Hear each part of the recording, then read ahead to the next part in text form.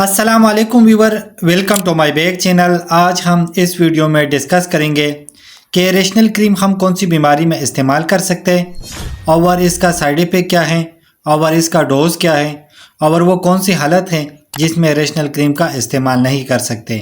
ये सब कुछ जाने इसी वीडियो में। सबसे पहले बात करेंगे रेशनल क्रीम के फार्मूले के बारे में।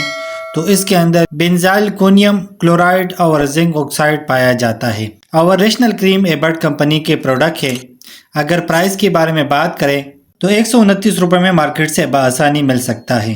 अब बात करेंगे कि किन कंडीशन में रेशनल क्रीम का इस्तेमाल किया जाता है। तो रेशनल क्रीम खास तौर पर खारिश और एलर्जी हो या अगर स्किन के ऊपर रेडनेस हो तो ऐसी कंडीशन में रेशनल क्रीम का इस्तेमाल किया जाता है। और इसके अलावा गर्मी में पसीने की वजह से रेशेस हो जाए तो ऐसी कंडीशन में रेशनल क्रीम का इस्तेमाल मुफीद है।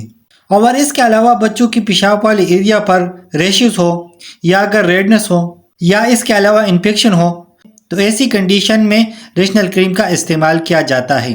और इसके अलावा जो बच्चे पैम्पर इस्तेमाल करते हैं तो उन बच्चों में बटक पर रेडनेस हो जाते हैं और अक्सर जख्म भी बन जाते हैं, तो ऐसी कंडीशन में रेशनल क्रीम का इस्तेमाल किया जाता है।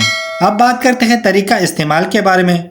तो बच्चों को अगर इस्तेमाल करना हो तो नहलाने के बाद अच्छी तरीके से स्किन को ड्राई करें और दिन में 2 मरतबा इस्तेमाल कर सकते हैं।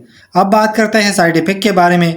तो कुछ कॉमन साइड इफ़ेक्ट हो सकता है जैसा कि खुजली हो सकता है और इसके अलावा बच्चों को घबराहट हो सकता है।